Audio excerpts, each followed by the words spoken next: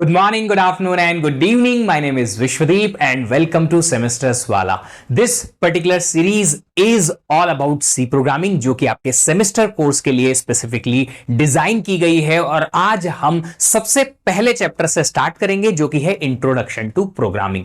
सबसे पहले हम जानेंगे कि ये प्रोग्रामिंग होता क्या है, उसके बाद हम जाएंगे सी लैंग्वेज क्या है, प्रोग्रामिंग कंस्ट्रक्ट क्या होता है, और सी प्रोग्राम जब हम लिखते हैं तो उसमें क्या क्या अल्फाबेट्स हम यूज कर सकते हैं। तो चलिए आइए शुरू करते हैं कंप्यूटर प्रोग्रामिंग से। देखिए, आप किसी भी अपने दोस्त या अपने किसी भी जान पहचान वाले से अगर बात करना चाहते हैं तो आपको एक कम्युनिकेशन का जरिया चाहिए, जिसके थ्रू, जो एक्चुअली एक लैंग्वेज होती है जिसके थ्रू आप अपनी मन की बात को उसे बता सकते हैं। सिमिलर टू दैट, यहां पे भी अगर हम कंप्यूटर से कुछ काम करवाना चाहते हैं तो कंप्यूटर को भी उसको जो समझ आए उस भाषा में हमें इंस्ट्रक्शंस देने पड़ते हैं। एक इंस्ट्रक्शन से कंप्यूटर एक काम करेगा, दूसरे से दूसरा, ऐसे सीरीज ऑफ इंस्ट्रक्शंस होते हैं। जिस सीरीज ऑफ इंस्ट्रक्शन को जब कंप्यूटर समझेगा और उसके अकॉर्डिंग काम करेगा, तो जो हम एक्चुअल में काम कराना चाहते हैं, चाहे कोई वीडियो देखना हुआ या इंटरनेट पे कोई वेबसाइट ब्राउज करना हुआ से लेके सब कुछ जो आपका कंप्यूटर सिस्टम करता है, वो सारा काम कर सकता है आपका कंप्यूटर। सो अल्टीमेटली जो भी काम हमें कंप्यूटर से करवाना है, उस काम को करवाने के लिए हमें कंप्यूटर को एक सीरीज ऑफ इंस्ट्रक्शन उसकी समझ में आने वाली भाषा के तौर पे देना पड़ता है, और उसी भाषा को कहा जाता है कंप्यूटर प्रोग्रामिंग। एक कंपोजिशन है सीक्वेंस ऑफ इंस्ट्रक्शंस का, जिसे प्रोग्राम कहते हैं। सीक्वेंस ऑफ इंस्ट्रक्शन प्रोग्राम कहलाता है, जो हम कंप्यूटर को देते हैं वो उसे रन करता है, और जो हमें एक्सपेक्टेड काम है वो कंप्यूटर कर देता है उसको रन करके। अब बात आती है सी लैंग्वेज की। एक वन ऑफ द लैंग्वेजेस हैं, ऐसी ढेर सारी हमारे जनरल भाषा में भी या जनरल जिंदगी में भी बहुत सारी भाषाएं हैं। हिंदी है, इंग्लिश है, तमिल है, तेलुगु है, एंड बहुत सारी भाषाएं हैं। ऐसे ही कंप्यूटर सिस्टम के लिए भी मल्टीपल अलग अलग भाषाएं डिजाइन की गई हैं, जिसमें से सबसे बेसिक है सी प्रोग्रामिंग, जिसे हम सीखेंगे आज की दुनिया में। सबसे बेसिक, सबसे स्टार्टिंग लैंग्वेज आप यहां से शुरू कर सकते हैं। सी प्रोग्रामिंग एक जनरल पर्पस प्रोग्रामिंग लैंग्वेज है। एक कोई स्पेसिफिक पर्पस नहीं है, बहुत सारे पर्पस इसके लिए हो सकते हैं। मतलब कि आप इस पर्टिकुलर लैंग्वेज को मल्टीपल तरीके से यूज कर सकते हो। जैसे कि कुछ लैंग्वेजेस होती है स्पेसिफिक की एक ही पर्पस के लिए बनी है, ये एक सिंगल पर्पस के लिए नहीं बनी है। डेनिस रिची साहब ने 1970s में इसको बनाया था बेल लैब्स में। ये सी लैंग्वेज जो है प्रोसीजरल लैंग्वेज है। जब आप प्रोग्रामिंग लैंग्वेजेस को थोड़ा और जानेंगे तो आपको पता चलेगा कि प्रोग्रामिंग लैंग्वेजेस में होते हैं फंक्शंस एंड प्रोसीजर्स। तो जो प्रोग्रामिंग लैंग्वेज में फंक्शन को कॉल कर करके बड़े बड़े प्रोग्राम लिखे जाते हैं, उस टाइप की प्रोग्रामिंग लैंग्वेज को कहा जाता है प्रोसीजरल लैंग्वेज। दूसरी टाइप की भी प्रोग्रामिंग लैंग्वेजेस होती हैं, जैसे कि one of the example is object oriented programming language, जो हमारी सी प्लस प्लस और जावा होती है, जहां पे क्लासेस और ऑब्जेक्ट लिखे जाते हैं। बट राइट नाउ हम फोकस करेंगे प्रोसीजरल लैंग्वेज, जिसमें कि हमारे पास procedures as known as functions और सबरूटीन, इनको कॉल कर करके हमारा ये जो प्रोग्राम है वो लिखा जाता है। जैसे ही आगे हम बढ़ेंगे, हमारे प्रोग्राम्स में जब हम लिखेंगे और फंक्शंस कॉल करेंगे, आइडिया लगेगा कि अच्छा ये होता है फंक्शन, और ऐसे एक प्रोसीजरल लैंग्वेज काम करती है। आगे बढ़ेंगे, ऐसी बहुत सारी दूसरी लैंग्वेजेस भी हैं, पर ये काफी पुरानी हो चुकी हैं। C is the latest procedural language, जो कि सबसे कह सकते हैं कि सबसे ज्यादा पॉपुलर है आजकल के टाइम में। सी लैंग्वेज केस सेंसिटिव होती है। क्या मतलब है इसका? इसका मतलब है कि जब हम सी लैंग्वेज में कोई स्टेटमेंट लिखते हैं प्रोग्राम में, तो वो उस स्टेटमेंट को हमें बड़ी केयरफुली लिखना पड़ेगा कि क्या हम उसे अपर केस या लोअर केस, मतलब कैपिटल लेटर या स्मॉल लेटर में लिख रहे हैं या कैसे लिख रहे हैं, क्योंकि सी लैंग्वेज दोनों को अलग अलग मानता है। जैसे कि एग्जाम्पल है HELLO, और ये HELLO यहां पे लिखा है H स्मॉल, ये कैपिटल, दोनों को अलग माना जाएगा। सी प्रोग्रामिंग में जब भी आप कभी कोई वेरिएबल, अगर आपने पहले पढ़ा है तो शायद ये सारे शब्द जो हैं आपके लिए थोड़े फेमिलियर होंगे, नहीं पढ़ा है तो भी कोई बात नहीं। अगर आपने कोई भी वेरिएबल, एरे, आइडेंटिफायर, कांस्टेंट कुछ भी बनाने की कोशिश करी, अगर आपने लिखा है उसका नाम इस तरीके से A वर्सेस उसका नाम लिखा है कैपिटल ए, दोनों डिफरेंट होंगे। जी हां दोस्तों, ये दोनों डिफरेंट ट्रीट किए जाएंगे। ए ही तो है जी, बट स्मॉल लेटर और कैपिटल लेटर में यहां पे अंतर पाया जाता है, इसीलिए ये केस के लिए सेंसिटिव है। छोटा बड़ा केस अलग अलग माना जाएगा। सेमीकॉलन टर्मिनेटेड स्टेटमेंट्स होते हैं। क्या मतलब है इसका? कि जब भी आप प्रोग्राम में बहुत सारे स्टेटमेंट्स लिखेंगे, एक एक करके, जिस स्टेटमेंट को आपको लगता है कि ये तो यहीं पे खत्म हो गया है, उस स्टेटमेंट के एंड में आपको क्या लिखना पड़ेगा? सेमीकॉलन लिखना पड़ेगा। इसको बेहतर तरीके से ऐसे लिख सकते हैं, स्टेटमेंट नंबर 1 अगर ये खत्म हो गया है तो सेमीकॉलन लगाना पड़ेगा। फिर नया स्टेटमेंट आपने प्रोग्राम का लिखा, स्टेटमेंट नंबर 2 अगर ये भी खत्म हो गया है तो इसको यहां पे सेमीकॉलन लगा के एंड करना पड़ेगा। अब आपको कंफ्यूजन हो रहा होगा, थोड़ा सा क्लैरिटी नहीं आ रही होगी कि सर ये स्टेटमेंट एंड नहीं हुआ मतलब क्या और हो गया मतलब क्या। अगेन जब हम प्रोग्राम लिखेंगे तब मैं वहां आपको बताऊंगा कि ये वाला स्टेटमेंट यहीं पे क्लोज हो गया है तो इसके पीछे आपको सेमीकॉलन लगाना है, बट ये स्टेटमेंट यहां क्लोज नहीं हुआ है तो यहां सेमीकॉलन नहीं लगाना है। क्लैरिटी मिलेगी। एक सिंपल थ्रिलर मूवी की तरह आपको थोड़ा थोड़ा सस्पेंस धीरे धीरे करके खुलता रहेगा आगे जाके, और आखिरी में जब मिड पिक्चर हमारी ये पूरी प्लेलिस्ट खत्म हो जाएगी, सारी क्लैरिटी आपको मिल जाएगी। चलिए आगे बढ़ते हैं। तो सेमीकॉलन जो है उसके थ्रू हम स्टेटमेंट्स को यहां पे एंड करते हैं। फिर बात करते हैं कंपाइलर। ये कंपाइलर एक टर्म नहीं है, प्रोग्राम होता है, ऑलरेडी लिखा हुआ प्रोग्राम है। ये प्रोग्राम करता क्या है? देखिए, इन रेगुलर वर्ल्ड अगर आप अपने कीबोर्ड्स को देखेंगे, देख सकते हैं आपके आसपास ही होंगे, तो अगर आप अपने कीबोर्ड्स को देखेंगे तो कीबोर्ड्स में जो आपके पास में अल्फाबेट्स दिखेंगे वो इंग्लिश लेटर्स के हैं। तो आप जब भी अपना प्रोग्राम टाइप करेंगे, सी लैंग्वेज में भी अपना प्रोग्राम लिखेंगे, तो आपको वो प्रोग्राम लिखने के लिए जो कैरेक्टर्स अल्फाबेट्स यूज होंगे वो इंग्लिश लैंग्वेज के, और जो भी आपके स्पेशल कैरेक्टर्स नंबर्स वगैरह हैं वो टाइप करने होंगे। पर आपका जो सीपीयू, आपका जो प्रोसेसर है, जो इस प्रोग्राम को एक्चुअली चलाता है, रन करता है, वो इंग्लिश नहीं समझता, वो समझता है बाइनरी की भाषा। अगर आप लोगों ने डिजिटल लॉजिक नाम की एक सब्जेक्ट पढ़ी है, आपको कहीं ना कहीं समझ में आएगा। नंबर सिस्टम में ये भाषा आती है, एक नंबर का सिस्टम आता है। जैसे कि हम जनरली जो हमारा नंबर सिस्टम यूज करते हैं वो डेसिमल नंबर सिस्टम होता है हमारी रेगुलर काम में, जो कि होता है डिजिट्स 0 से लेकर 9 को यूज करके सारे नंबर बनाए जाते हैं। कोई भी नंबर लो, XYZ, सारे नंबर्स आपके 0 से 9 डिजिट, 10 डिजिट से के कंपोजिशन से बनते हैं।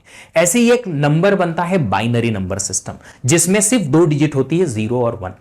तो आपका जो सीपीयू है उसकी डिजाइनिंग इस तरीके से होती है, सीपीयू मतलब प्रोसेसर, ऐसी डिजाइनिंग उसकी होती है कि वो सिर्फ बाइनरी में ही समझ सकता है।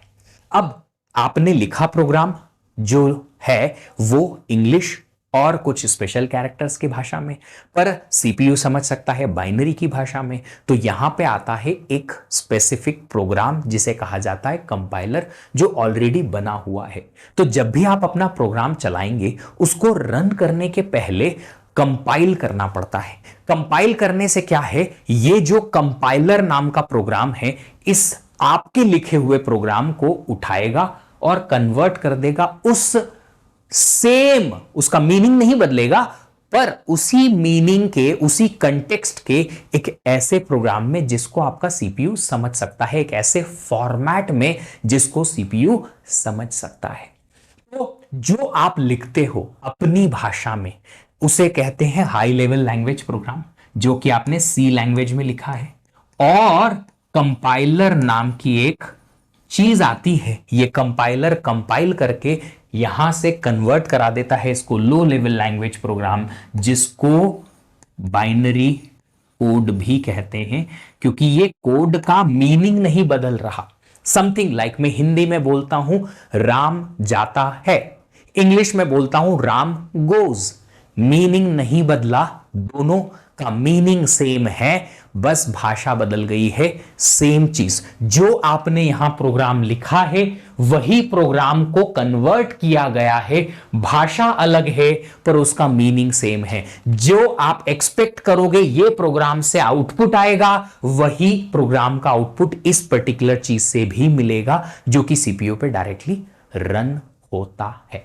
तो कंपाइलर क्या करता है? कंपाइलर मोटे मोटे तौर पर आपके हाई लेवल लैंग्वेज प्रोग्राम को, जो कि आपने अपने कीबोर्ड से टाइप किया है, उसे कन्वर्ट कराता है एक ऐसे कोड में जो सीपीयू समझ सकता है। अब कंपाइलर सिर्फ इतना ही काम नहीं करता एक्चुअली। तो कंपाइलर की डेफिनेशन है यहां कि कंपाइलर एक ऐसा प्रोग्राम है जो ट्रांसलेट करता है आपके कोड को एक लैंग्वेज जो कि आपका सोर्स लैंग्वेज है, सी, जावा, पाइथन, जो भी आप लिखें वो, into another language which is the target language. Target language ये रही जो सीपीयू समझ सकता है। बट इसके अलावा ना कंपाइलर दो और बेहतरीन से शानदार से काम करता है। वो क्या है? वो है, पहला काम है कि ये एरर डिटेक्शन का काम करता है।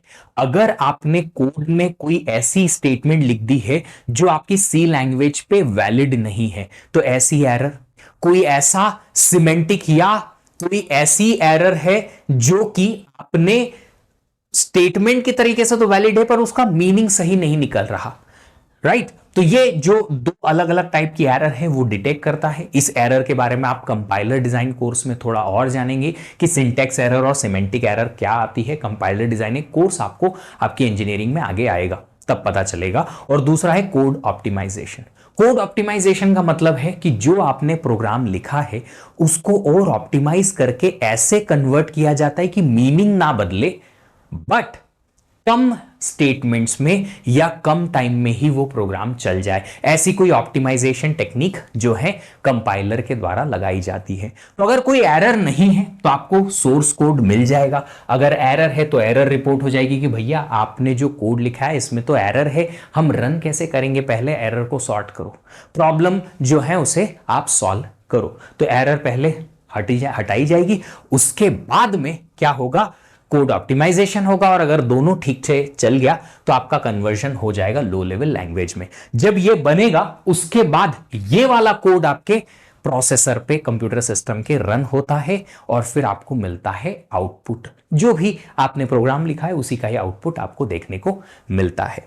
ठीक है, अब आगे बढ़ते हैं और सी प्रोग्राम के एक बेसिक सा कंस्ट्रक्ट देखते हैं। देखो, एक सिंपल सी हमारी रेगुलर भाषा में भी सेम होता है। पहले अगर मुझे कोई स्टेटमेंट लिखना है या कह सकते हैं एक पैराग्राफ लिखना है किसी चीज के बारे में इंग्लिश लैंग्वेज में, मैं आपको बोल नहीं रहा हूं लिखने को, I am just giving an example. तो अगर मुझे कोई एक बड़ा सा पैराग्राफ लिखना है, मल्टीपल स्टेटमेंट उसमें आने हैं, तो पहले मुझे पता होना चाहिए इंग्लिश के अल्फाबेट्स, है ना? Alphabets ABCDEFG up to Z। Alphabets पता होंगे तो अल्फाबेट्स को कलेक्ट कर करके अलग अलग कंपोजिशन में मुझे मिलेंगे words. BOY is boy, GIRL is girl, ऐसे करके आपको अलग अलग वर्ड्स मिलेंगे अल्फाबेट के कॉम्बिनेशन से। फिर वर्ड्स को जब आप और साथ में जोड़ोगे तो मिलेंगे स्टेटमेंट्स, है ना? स्टेटमेंट एक मल्टीपल वर्ड्स का कलेक्शन होगा। फिर स्टेटमेंट, मल्टीपल स्टेटमेंट्स जब आप एक के बाद एक लिखेंगे तो बनेगा आपका पैराग्राफ। सेम चीज सी लैंग्वेज में भी है। पहले आते हैं अल्फाबेट्स। अल्फाबेट्स को जब आप कलेक्ट करते हो, मल्टीपल अल्फाबेट्स को कलेक्ट करके वर्ड्स बनाते हो, हमारी बोलचाल की भाषा में तो बोलते हैं वर्ड्स, बट यहां पे बोल लेते हैं टोकन्स। क्या बोल देते हैं? टोकन्स। फिर मल्टीपल टोकन्स को जब आप कलेक्ट करके लिखोगे तो वहां से निकल के आएगा आपका सिंटेक्स। यहां स्टेटमेंट और वर्ड के बीच में एक और चीज है जिसे हम समझ सकते हैं फ्रेज, कि हमारे 2-3 फ्रेज हमने जोड़ दिए तब जाके एक स्टेटमेंट बना। जैसे वो बहुत सिंपल सा एग्जांपल मैं देता हूं, मुझे पढ़ाई करने के लिए, ये एक फ्रेज, और कंसंट्रेट करने के लिए, ये 2 अलग अलग फ्रेज थे पर एक ही स्टेटमेंट के अंदर मैं बोल रहा हूं। मुझे पढ़ाई करने के लिए और कंसंट्रेट करने के लिए शांति की जरूरत है। 3 अलग अलग फ्रेज, एक सिंगल स्टेटमेंट। तो ये जो 3 अलग अलग फ्रेज मैंने अपनी भाषा में, हिंदी में बोले हैं, वो है सिंटेक्स। तो यहां पे कुछ स्पेशल सिंटेक्स निकल के आएंगे, सीखेंगे हम। हर एक चीज का अलग अलग सिंटेक्स होता है। कलेक्शन ऑफ टोकन्स, तो वर्ड्स के कलेक्शन से बनेगा सिंटेक्स, सिंटेक्स के कलेक्शन से बनेंगे स्टेटमेंट, और मल्टीपल स्टेटमेंट्स के कलेक्शन से बनेगा प्रोग्राम। हम जब प्रोग्राम लिखेंगे ऑटोमेटिकली आपको आइडिया लग जाएगा, अरे ये तो सिंटेक्स है, अरे ये तो टोकन है, अरे ये तो स्टेटमेंट है। You can easily understand. अब सी लैंग्वेज में अगर प्रोग्राम लिखना है तो हमें क्या क्या अल्फाबेट्स यूज करने की परमिशन है। जो भी कीबोर्ड पे दिखता है ना वो सब आप टाइप कर सकते हो। क्या क्या है वो देखो। कैरेक्टर्स हैं कैपिटल ए से जेड और स्मॉल ए से जेड। अब कैपिटल ए स्मॉल ए सारे अलग अलग ट्रीट होंगे, इसलिए कैपिटल ए से जेड अलग ट्रीट होगा, स्मॉल ए से जेड अलग ट्रीट होगा। दो 26 कैरेक्टर्स की हमारे पास में क्या मिलेगी, सीरीज मिलेगी हमारे प्रोग्राम को टाइप करने के लिए। नंबर 0 to 9 हम यूज कर सकते हैं प्रोग्राम में, बिल्कुल। जितने भी स्पेशल कैरेक्टर्स आपके दिखते हैं कहां पे, आपके इस कीबोर्ड पे, वो सारे यूज कर सकते हैं। अब इनके ना हमारी भाषा में और इस पर्टिकुलर कंप्यूटर सिस्टम की भाषा में थोड़े नाम अलग होते हैं, है ना। जैसे कि ये देखो स्टार बोलते हैं हम, ये स्टार को एस्ट्रिक भी बोल सकते हैं, स्टार भी बोल सकते हैं, ठीक है। ये सेमीकॉलन है नहीं, फिर क्या है, ये एक्सक्लेमेशन सिंबल है ना, ठीक है। फिर एक स्ट्रेट ये वाला है, इसे पाइप सिंबल कहते हैं, इसको टिल्ड सिंबल बोलते हैं। ये ऐसे अलग अलग नाम हैं इनके। मुझे नहीं लगता आप लोगों को आपके सेमेस्टर एग्जाम्स के लिए इनके नाम बहुत स्पेसिफिकली याद रखना जरूरी है, बट इनके मीनिंग है स्पेसिफिक कि कहां कहां ये स्पेशल कैरेक्टर्स यूज होंगे, जो हम आगे के 2-3 लेक्चर्स में आराम से सीख लेंगे। फिर ब्लैंक स्पेस भी आप यूज कर सकते हो, टैब, न्यू लाइंस, ये भी आप अपने प्रोग्राम में ऐड कर सकते हो। न्यू लाइंस मतलब एक लाइन आपने यहां लिखी, फिर एंटर की प्रेस किया तो दूसरी लाइन यहां पे लिखने को मिली। ये दो अलग अलग लाइन के बीच में क्या आया, एक एंटर की आपने प्रेस किया, वो भी आपके प्रोग्राम का एक हिस्सा रहेगा। अगर 2 शब्द आपने लिखे हैं, लेट्स से आपने लिखा यहां पे इफ और स्टेटमेंट कुछ ऐसा लिख दिया, तो 2 स्टेटमेंट के बीच में अगर आप यहां पे स्पेस देते हैं स्पेस बार से, वो भी आपके प्रोग्राम का हिस्सा बन जाएगा। So these are just a few basic things जो हम स्टार्टिंग में कवर करना चाहते थे। प्रोग्रामिंग के मेन पार्ट पे आए उसके पहले आपको कंप्यूटर सिस्टम के बारे में कुछ और जानना है, तो अगले लेक्चर में पहले हम वो जानेंगे और फिर धीरे धीरे करके प्रोग्रामिंग को आगे बढ़ाएंगे। See you in the next lecture.